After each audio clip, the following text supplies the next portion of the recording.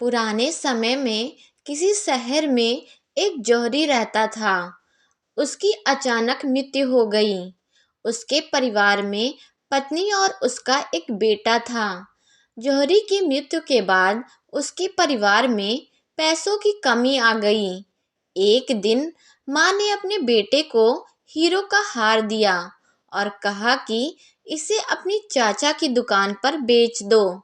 इससे जो पैसा मिलेगा वह हमारे काम आएगा। लड़का हार लेकर अपने चाचा की दुकान पर पहुंच गया। चाचा ने हार देखा और कहा, बेटा अभी बाजार मंदा चल रहा है, इस हार को बाद में बेचना। तुम्हें पैसों की ज़रूरत है तो अभी मुझसे ले लो। तुम चाहो तो मेरी दुकान पर काम भी कर सकते हो।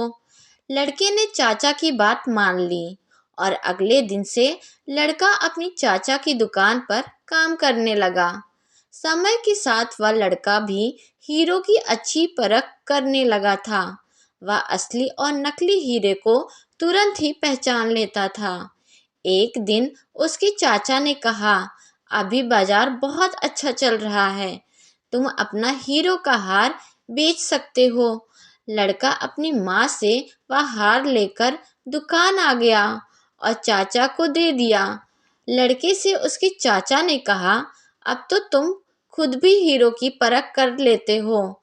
इस हार को लेकर इसकी कीमत का अंदाजा लगा सकते हो, इसलिए तुम खुद इस हार की परख करो। लड़के ने हार को ध्यान से देखा तो उसे मालूम हुआ कि हार में नकली हीरे लगे हैं और इसकी कोई कीमत नहीं है।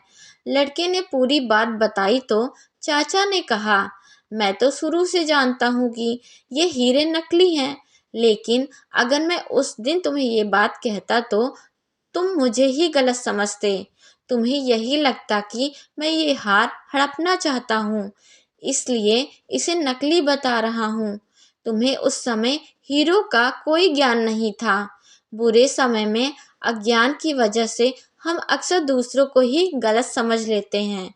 इस कहानी से हमें यह सीख मिलती है, विपरीत समय में हमारे ऊपर निगेटिविटी हावी हो जाती है और सोचने समझने की शक्ति कमज़ोर होने लगती है।